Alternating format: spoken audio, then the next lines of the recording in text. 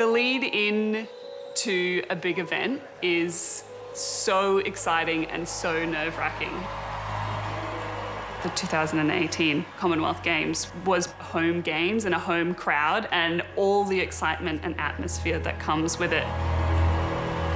It was very loud. I was definitely shaking, getting on those blocks. World record holders, the Aussies. Looking down the pool, it was the scariest moment of my life, but also the best moment of my life. Shayna Jack, the last to go down. We pride ourselves on relays. Great swim by Shayna so far. You really do need a good start and you need someone that can handle the situation.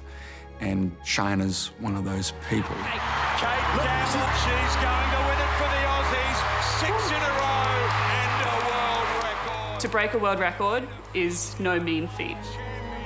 To break it in a relay team means that you've had to have 4 people go faster than 4 people had gone previously, ever in the history of swimming.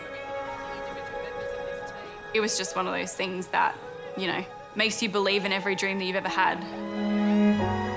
But then one day I was an elite athlete and the next day everything that I knew had just been taken away from me in one moment.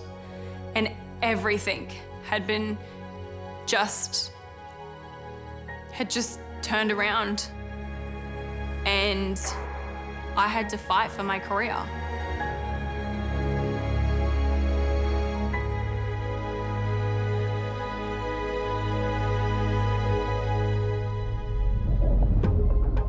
The Australian swimming team has been hit by a doping scandal at the World Championships. Shayna Jack tested positive to a banned substance. I did not take drugs intentionally. I was kind of naive in a way, thinking that people would believe me, but I was very wrong.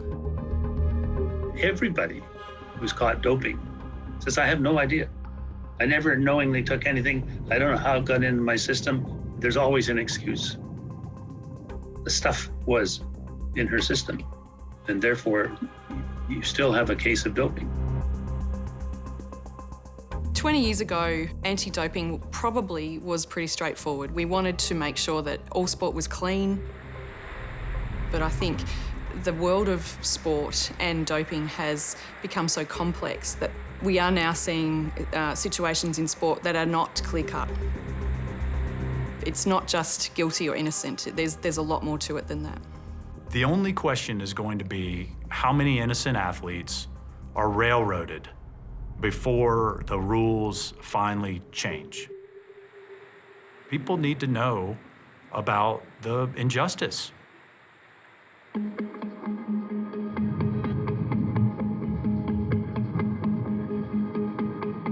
If somebody asks me, what do I do? I am a swimmer.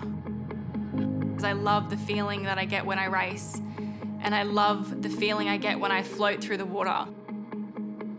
Shayna started swimming when she was about 12 months old. She just had a natural ability in the water. Started swimming competitively probably at the age of 6. She really liked to challenge herself as an individual, even at a young age. I saw this girl at 13. I thought she could win Olympic gold. She was a prodigy. She was just a beautiful swimmer, an unbelievable gift of holding water, a skill set that not many have. But you always knew that when she moved up the ranks, that freestyle was going to be her game. She joined my squad in 2015, and I trained with her for about 3 years. It has been really rewarding seeing her go from kind of a shy young teenager and then blossoming into a fully fledged elite athlete and qualify for an Australian team. In 2017, I travelled to Budapest for the World Championships, and I competed in 4 relays. I came away with 2 silver and 2 bronze. So it was an amazing moment for me to represent my country and come away with 4 medals. AIS Discovery of the Year, Shayna Jack. I ended up getting AIS Swimmer of the Year, which was a moment I never even thought would be possible. It just highlighted that Tokyo 2020, here I come. Yeah. I don't believe that Shayna would ever intentionally take a prohibited substance to enhance her performance. If you're an Australian swimmer, I do not believe it is possible to systematically dope. We, as athletes, fall under one of the strictest anti-doping policies in the world. Australia's one of the early adopters of the World Anti-Doping Code. It's overseen by ASADA, which was the Australian Sports Anti-Doping Authority. It's now morphed into an organisation called Sport Integrity Australia. All of our athletes will be tested if they compete competitively. They make it very clear that if something is in your body, it's your fault. Even if you took it from somebody else or someone gave it to you, you're still at fault if it's in your body. Wait. Look. Eat. Athletes, 365 days a year, have to put in exactly where they will be in a certain window so that testers can come and find them on that day. They can turn up any time and test you randomly. You'll get a knock at the door, and when you're ready to go to the bathroom, the female, in my case, would follow me to the bathroom. You have to have your shirt tucked under your bra, your sleeves above your elbows, and your pants below your knees. Some of them will make you turn around when you're like that to make sure that there's nothing behind you. You then have to squat above the toilet, and the examiner often goes down so the eye line is in line with your urine stream to make sure that it is coming out of the right place. So it's incredibly rigorous and can be quite invasive. It then gets put into 2 glasses. There's an A sample and a B sample, so it's the same urine in both samples, but tested at different times. It was always nerve-wracking at the beginning, but it became just a normal part of my life. For St Peters Western in lane 5, Shayna Jack. In June 2019, the Australian National World Championship trials were held, and day 1 I'd made my first 200 freestyle for the team. She was one of the new great hopes, I suppose. The World Championships in South Korea were probably going to be one of those moments when she erupted onto the world stage. I had trained harder than I'd ever trained. I had done more kilometres in the pool, I had done more in the gym. Everything that would be the 1%ers to improve your performance. I was ready to race and I was ready to see what I could do. We went into Cairns for a 2-week training camp. She was looking really strong, really fit. She was swimming personal bests and tracking really well. It was day 2 that we went to the pool for the first time in Cairns. We all started our swimming and we went to the gym, which was also in pool deck at the Cairns pool. And one of the officials came over to me and said, you know, we're calling you in for testing. A female followed me to the toilet, which was a public toilet, and did my sample and see you later, see you next time. So it was all very normal for me. We then went to a little town in Japan called Nagaoka for another 2 weeks to prepare for the World Championships. I went shopping with one of my friends from the team and I got a phone call just asking me to come back to the hotel. And they said, I've got to go up to the head coach's room. And I automatically started thinking that there was something wrong with my family or something had happened at home because you don't get called into the head coach's room for nothing. But then they said those words of that they found something in my system that was prohibited and that stops me from racing. As soon as I opened up the door, it was a terrible scene. I actually thought something shocking was happening to her family. Never once even crossed my mind that this was a failed drug test. Shayna couldn't talk. She was hysterical, like, you know, because she basically knew what this means. What this means to fail the drug test. You're out. So within a 24-hour period, she was back on a plane heading back to Brisbane. If you've tested positive to something, you will get an automatic ban. Now it's 4 years because it includes an Olympic cycle as a disincentive. So it's a big penalty. I knew I didn't take any drugs and I knew I'd never been in a situation to even come close to taking drugs. There's no way I took a tablet that I didn't know about or took a protein that I hadn't checked. My mind was going, they're wrong, you're gonna go back, you're gonna be racing. My coach was also saying the same thing. It was like, just keep your bag packed and we'll wait for the B sample and you'll be back on the plane and I'll see you with the team in Korea. Because I thought this was just a big joke. We were told that Shayna would be returning to Australia immediately for personal reasons. A couple of days later, they said, look, the reason that Shayna has gone home is that she had returned a positive drug test. And everyone was shocked. It's the revelation that's left our athletes red-faced on the world sporting stage. And today, Swimming Australia describes Shayna Jack's positive drug test as embarrassing and bitterly disappointing. Jane, Once the news broke, it was just a feeding frenzy. about the Shayna doping dispute. Are we now subject to global ridicule? And a lot of that came back to the fact that Mac Horton, one of Shayna's teammates on the Australian team, won a silver medal to China's Sun Yang and refused to step up onto the dais at the medal ceremony because he said Sun Yang was a drug cheat. And today, Mac Horton was remaining tight-lipped. Look, I just wonder if you had any words about the Shayna Jack dispute. Mac didn't know, of course, at the time what was happening about Shayna's infraction. The two things were completely separate. Would you have done anything differently, Mac? I know there's a lot of people who don't take very kindly to Australia's holier-than-thou stance. The Chinese media has been quick to dive in. 奥游泳协会在声明中说 This was a big get even and a big get square from a lot of other people saying, oh yeah, let's see how you like it now. Shayna Jack was lying low at a... My thoughts were for a young woman, Shayna doing all right? you know, who overnight almost be a household name for all the wrong reasons. I wasn't watching the news, but the reason I knew it was out was because someone had gone back through my Instagram and told me to kill myself for being a drug cheat.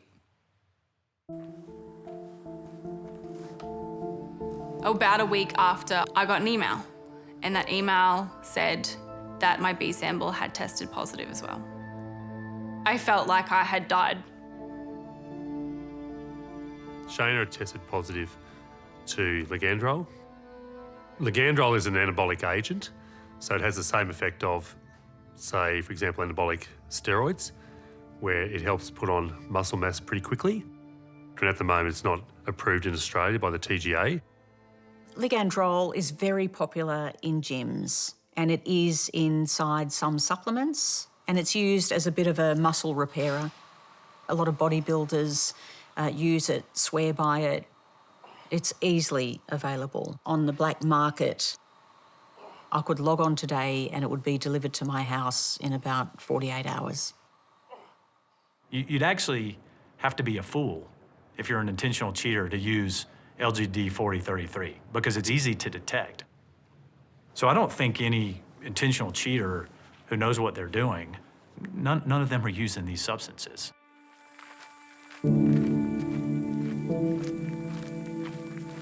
I think the overall feeling of people as part of our community was there was no way she would have done it. Why would she have done it? It just didn't seem plausible. I had no idea what it was. I had never heard of it before. I was not aware until I saw the news that I was up for a 4-year ban. A 4-year ban means she misses out in Tokyo. She can't train with a squad, she's not allowed, cannot be with a registered coach. She can't even go and do netball, so she can't be seen to be in a team environment. I mean, I mean, it's a death sentence for your sport. Do you want to go in the water? I just kept saying, well, it's going to be thrown out and you'll be back in the water. So you need to stay fit, Shayna. I need you to be ready to go when this is over. I was not allowed to continue with my club, so I had to swim alone during public hours. So I was pretty much ostracised from the whole sporting community itself. I was absolutely worried about Shayna. Once you're suspended, you are completely alone. As the National Sporting Org, the rules are very strict around what you can and can't do. We're not allowed to provide legal support or financial support or anything like that. You are in a situation where really you are excommunicating somebody. We were very aware and very worried about her mental state. I was struggling. I would be angry with the world. I would be a completely different person that I could not recognise in the mirror anymore. It's just, it hurt so much having somebody question who I am. And it is so far-fetched from who I am. And I couldn't take that. And I thought, you need to stand up for yourself.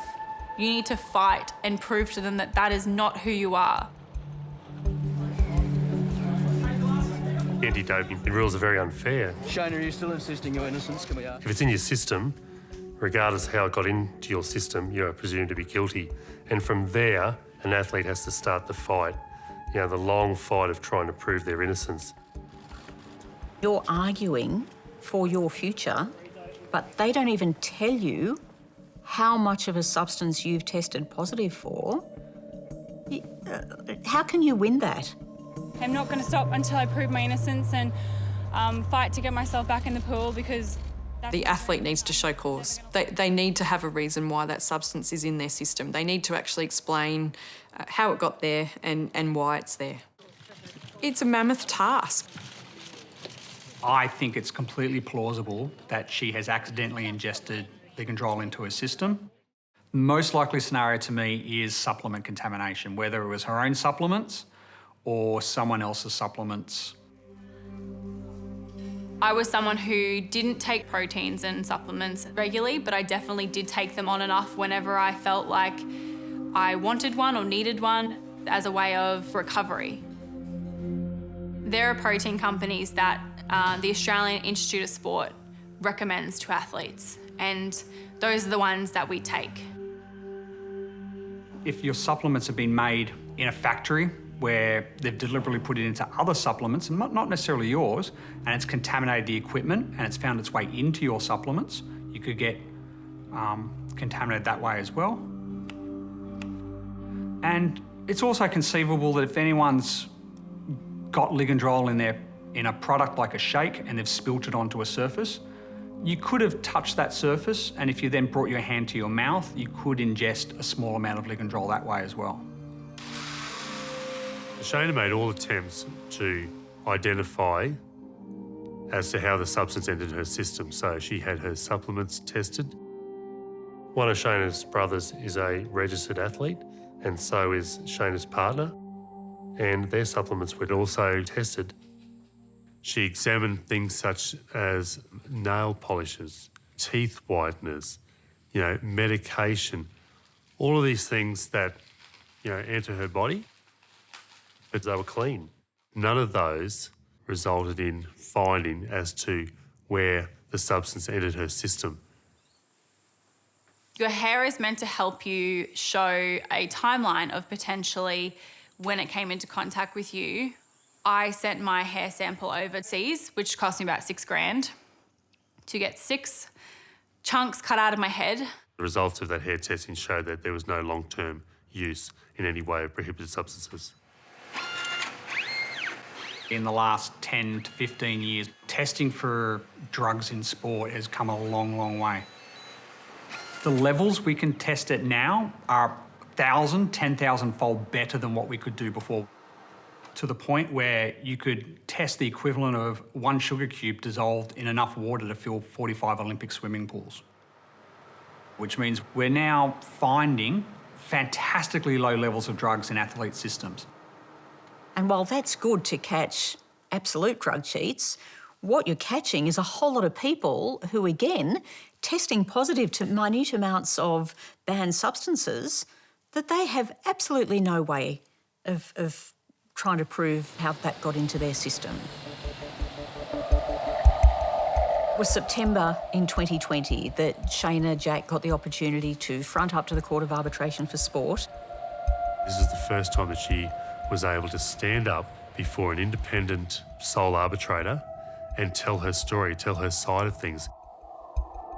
It was held via Zoom, 2 full days of interrogation and fighting for my career. Shayna properly acknowledged that the substance was in her system. She told the court she was not able to, despite best efforts, determine how the substance had entered her system. It was the expert report that Sports Integrity Australia commissioned that provided the strongest evidence in Shayna's favour, undoubtedly. The expert that Sports Integrity had found had stated the amount found in my system was pharmaceutically irrelevant, meaning it had 0 effect on my body. It didn't help me increase muscle mass. It didn't help me swim faster. It didn't help me recover. It did nothing. Shayna did know that it was a minute amount as far as concentration levels until the expert report was produced at the hearing. The expert report said that it had come into contact with my body within 2 days of my test, which places me in Cairns on the Swimming Australia camp. Therefore, the flight, the baggage claim, the hotel I stayed in, the food that I was given that night, the pool and the gym, and the public toilets. I was able to say, these are possibilities. I cannot prove that this is where it happened, but I can say in those 2 days, these are the only things I did differently. Australian swimmer Shayna Jack has had her suspension from the sport halved after a finding she did not intentionally take a banned substance. In the end, the arbitrator found her as one of the most reliable witnesses he had ever spoken to in a long history, it must be said, of arbitrating these sorts of cases. The sole arbitrator made reference to the fact that the previous 10 tests of Shayna Jack were negative, but he said in looking at all of the evidence that it was not a case of intentional doping. There was no evidence to support anything that suggested that Shayna Jack had been involved in cheating, but she still got a 2-year sanction based on the fact that the substance was in her system, and that is an anti-doping rule violation. As soon as I got that decision, it was a massive weight lifted off my shoulders. I cried with relief because I finally felt like somebody listened. I'll say the whole truth, nothing but the truth. So what struck me about the Jack case, no performance benefit, no intent, not even reckless, did everything she could to abide by the rules, but yet she's branded a drug cheat and given a 2-year suspension, and lucky not to get a 4-year. That's just an inherently unjust system. Some breaking news now on Lance Armstrong. The global governing body of cycling will ban Armstrong for life. Everybody knows the story of Lance Armstrong. He might have got away with it, except for Travis Tygart. You cannot both promote and police your own sport. But Travis has also shifted somewhat in the last couple of years, and he sees where these cracks exist in the system. We find ourselves at a critical juncture for the soul of sport.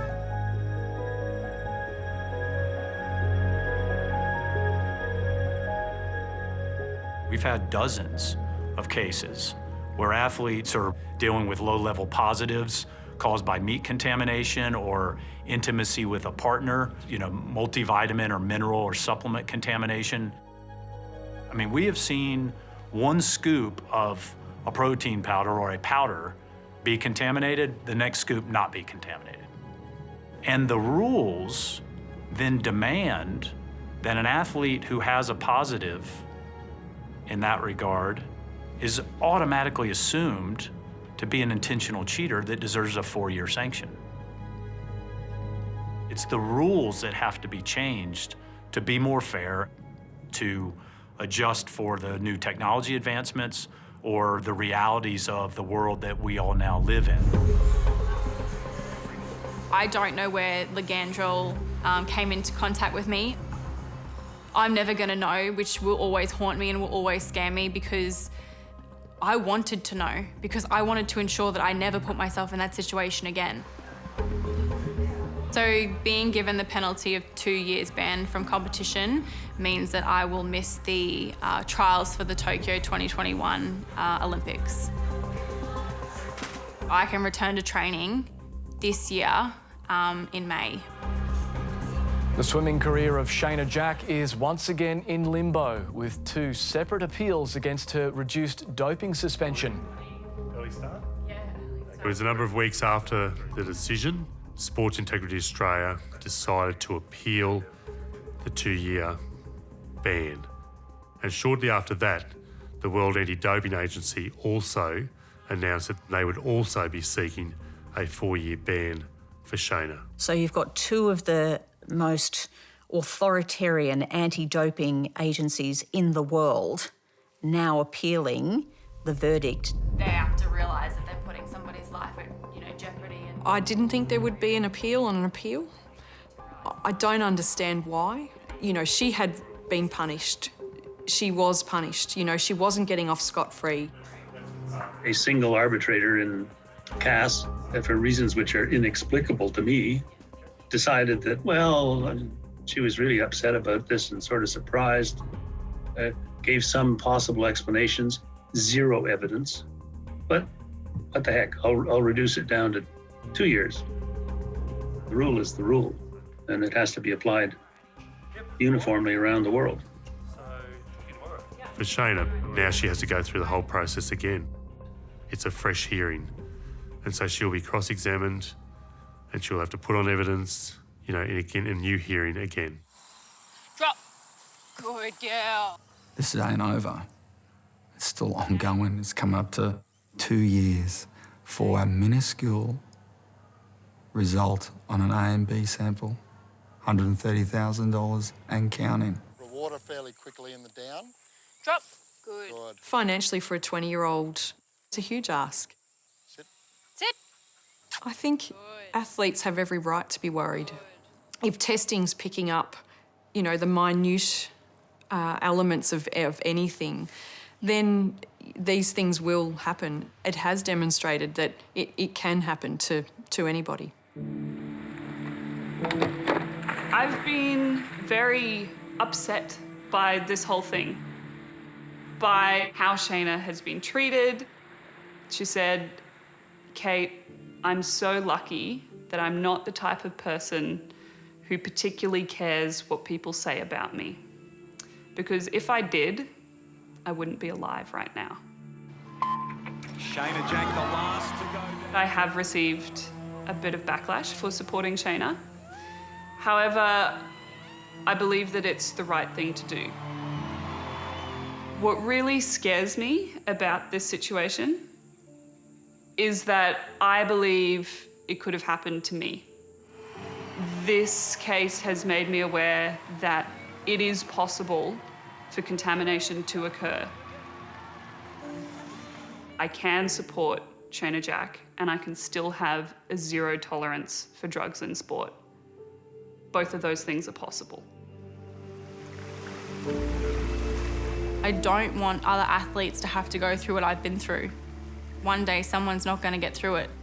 And Sports Integrity and other organisations in the world are going to have blood on their own hands. She's tough. Oh, she's tough. But if she gets given 4 years, you won't see Shayna Jack in the water again. I'll do my best, but for her to try and come back after 4 years in our sport, well, you'd have to have a bit of luck on your side, I believe. I'm just grateful that I still love swimming. All I can think of now is getting back to training and working hard and trying to get back to where I was. So I'm trying not to let this appeal cloud my judgment or take away all the hard work that I've started putting in. All I have to do is go tell the truth, and that's all I can do.